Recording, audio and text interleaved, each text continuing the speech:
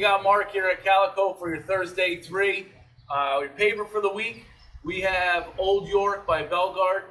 I'm a big fan of this product because it looks like old brick, and it is great for the application for do-it-yourself. It's small, you can move this yourself. It's not a big area paver where you can hurt yourself. I'm a big fan of this because it can be used for both applications, permeable as well as a polymeric sand finish, so you can have a traditional joint space. They have this great color, Faneuil Hall, that looks like the old clay paver, and then they also have a lot of grays that look like a Belgian block. So hopefully they give you some options to use in the landscape.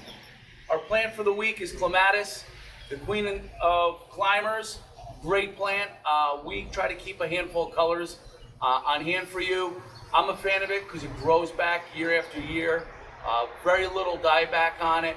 It's great for fences, pergolas, pavilions, anything you want to get to climb up to soften the look. Behind us here, you'll see that we put this one on a trellis about 10 days ago. You can see how fast it fills in.